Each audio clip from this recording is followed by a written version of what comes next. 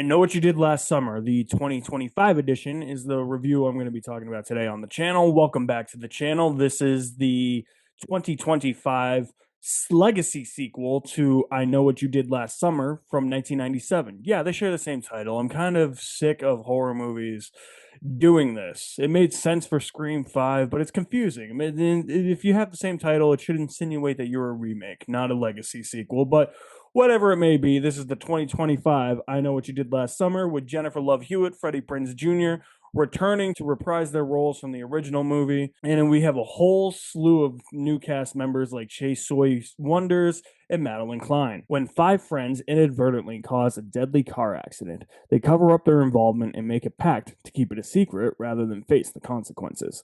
A year later, their past comes back to haunt them, and they're forced to confront a horrifying truth.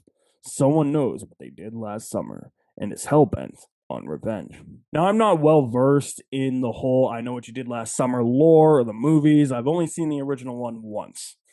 And I thought it was okay. I thought it was a fine enough slasher movie. It was written by the man who wrote Scream, Kevin Williamson, and I thought he did a really good job differentiating I Know What You Did Last Summer from Scream. Two completely, tonally different movies, two movies that are part of the same genre, but he knew how to write them differently. And I just never really bothered with I Still Know What You Did Last Summer, the sequel. Haven't seen it. I'll get around to it one of these days. And that one, I don't think I'm ever going to watch. So I don't have any nostalgia or I don't hold any old memories regarding I Know What You Did Last Summer. To me, it was just a solid enough slasher sequel that came out in the 90s at a time when not just the slasher genre and horror was getting revitalized, but when there were a lot of teen comedies, teen dramas, teen horror movies. It was at that time. And it seems like we're getting back to that time with teen horror movies, or at least focusing on young adults and horror movies and legacy sequels and slashers. It's becoming a lot of fun for slasher movies. So I don't hold I Know What You Did Last Summer in such high regard as so many will, because I just don't have that nostalgic feel for it. I've only seen the movie once. And I do have to go back and rewatch it, and I do want to watch I Still Know What You Did Last Summer, because there are things in this movie that probably call back to both movies that I don't remember. I just remember the opening of the original. I remember the guy that played Leonard in The Big Bang Theory was the first victim of the movie. And I remember that the movie kind of flipped its script in the middle, where you thought that Sarah Michelle Gellar was going to be the main final girl, but her character, Helen Shivers, is eventually killed, and then the focus is on Jennifer Love Hewitt as Julie James, and she becomes the main final girl. That's all I really remember about it. And the fisherman with the hook that's killing people. How can you forget about that? That's an iconic horror movie villain. So going into this new one, I just wanted some fun kills and a fun time at the theater. And I think it's solid enough in what it delivers. I don't think that this is groundbreaking filmmaking or anything. I don't think any slasher movie is necessarily groundbreaking filmmaking, but the filmmaking is adequate for a good chunk of this movie. I was having fun for the most part. It's solid enough. There's definitely some things in here that don't necessarily work. Like, for instance, I don't think the acting is all that great in this movie with the young cast. Some of them are overacting, some of them just aren't acting at all. There's some really terrible dialogue moments where I'm just like, why the hell are you saying this? It's a lot funnier than I thought it was ever going to be. I don't remember the original being this funny, but obviously we're in a different era of slasher movies and legacy sequels where when you focus on a younger crowd, like you're gonna try and appease the TikTok and Gen Z generation of film goers with some jokes that you got to throw in there. Of course, they have to do that. That's kind of my issue now with movies in general. But I did laugh quite a bit throughout this movie, and I wasn't expecting that. But I do think that the acting isn't that great. Some of the dialogue is a little clunky, and there are some really, really, really terrible character decisions, especially in the second half of this movie, where I kept questioning why characters were doing this. But at the same time, it's fun enough, you know. I mean, the fisherman with a hook killer doesn't really kill in gruesome, graphic ways. There's nothing really creative, but it's still fun. I mean, they set up enough tension to get you invested. They set up enough with the character development to want you to want more. So I wasn't sitting there hating this movie for the majority of the runtime. I did like the return of Freddie Prinze Jr. and Jennifer Love Hewitt. I thought that they added a lot to the movie. If you are a massive fan of these movies, though, and you're going in expecting to see a lot of Jennifer Love Hewitt as Julie James, I think you're going to be massively disappointed. If you think she's in the entire movie, that is not the case. I would say that she's in it about as much as Nev Campbell is in Scream 5. I would say she gets about the exact same amount of runtime, and I think that that's adequate enough. I don't need these legacy characters to be in the whole thing. I don't need the focus to be on them.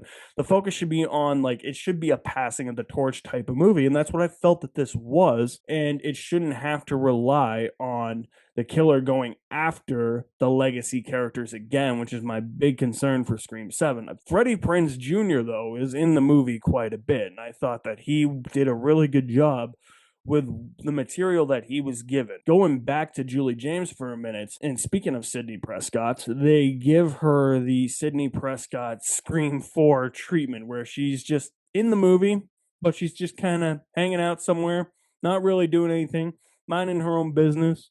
People come to her for advice, and she doesn't really get in on the action until the end. So I'll say that if you are looking forward to watching Jennifer Love Hewitt kick some ass in this movie, you're going to be massively disappointed. I liked Freddie Prinze Jr. a lot. I thought that he gave a really riveting performance, and I'm really looking forward to going back to rewatching the original one and the sequel to see how his arc fits into all of this, to see if what actually happens is set up. Let's talk about that third act. Jennifer Love Hewitt and I believe Freddie Prinze Jr. was both of them, or I think it was just Jennifer Love Hewitt, has stated that the third act is going to be very divisive. And I can honestly see why, because I don't know. I was talking to some people. I went with a friend to see this movie as well, and I was talking to some people after the movie in the elevator going down to the parking garage, and they were like, "Yeah, I really liked that. That was really fun. I really liked it." My friend, who's a massive slasher fan, was like, "I was not on board with what they were doing at first, but then when I saw where they went with it, I really actually ended up loving it." Because to try and tread water lightly here and to not give anything away, there's been so many rumors amongst the legacy slasher sequels about certain characters doing things that haven't necessarily happened yet, or I shouldn't even say necessarily happened, that haven't happened, period, in legacy slasher sequels. And it finally happens here. And I'm curious to know what the reaction's going to be, if it's going to be a love it, hate it type of thing. The people that I've talked to so far have really liked it. I really don't know what hardcore fans of the original I Know What You Did Last Summer are really going to think about it. I've seen some online reactions where everybody's like, I love the first half, hated the second half. So it's definitely very divisive, and I really don't know where I stand on it. I will give the movie a lot of props for this. It is one of those legacy sequels and slasher sequels that it's easy to really guess in these slasher sequels who the main antagonist is or who's behind the mask. Like, I could have told you that Richie Kirsch and Amber were the killers in Scream 5. It was so obvious from the get-go, or that Dermot Mulroney and his weird, crooked children were the killers in Scream 6. It was too obvious. Trying to pinpoint which ones are the killers and which ones not, it's easy to do in these things, and I thought that I had it figured out well. Another prime example is Hard Eyes from earlier this year. I knew it was Jordana Brewster. Spoilers if you haven't seen Hard Eyes. I knew it was Jordana Brewster, and I knew it was that guy that was like the FBI agent or something like that. I forget exactly what he was, but I knew it was them. It was too easy. This one, I thought I had it figured out. I was like, it's this person or this person. It's one of these two, and it didn't end up being either of those two. So I got to give the movie props for that. It wasn't predictable in that aspect.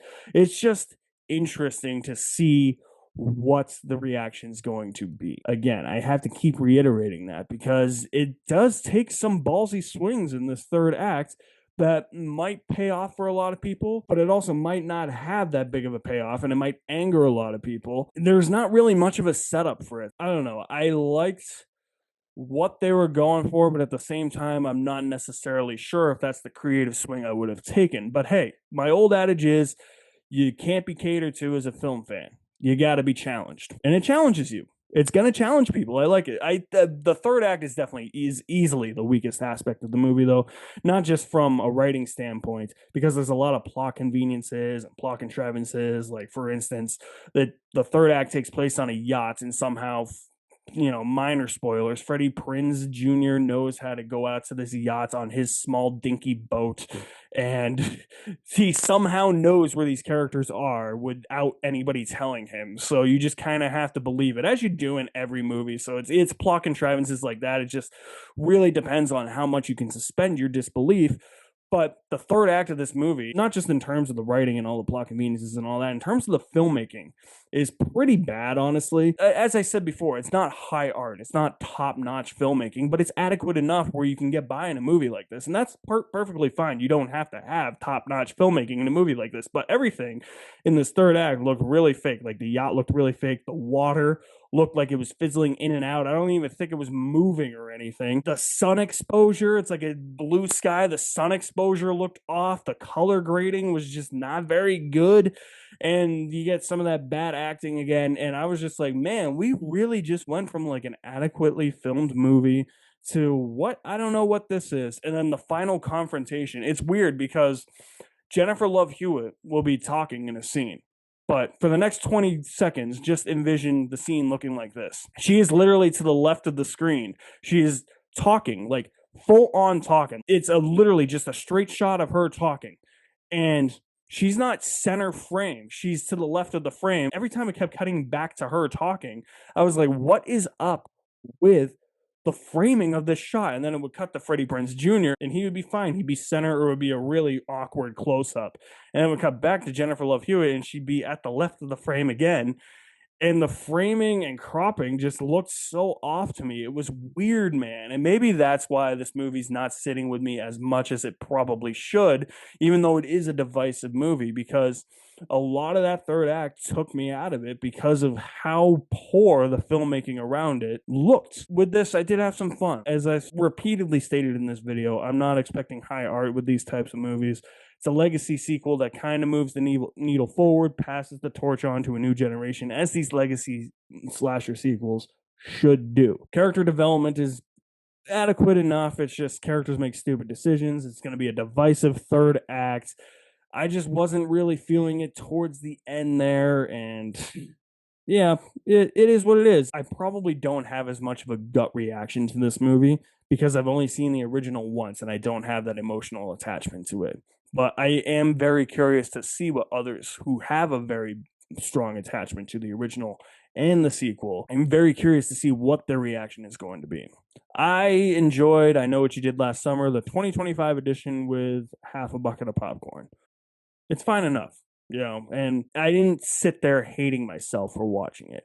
I did sit there thinking, this could be better, but it could be a lot worse at the same time, and it was basically what I expected. So if you have seen the new I Know What You Did Last Summer, well, it's out this weekend, so you haven't seen it yet, unless if you went to a pre-screening like I did. Let me know what you think of it in the comments below. I'll leave my link to my website in the description below as well. You guys are the best. Thank you for watching. My name is Alex Madden, and I will see you at the movies somewhere.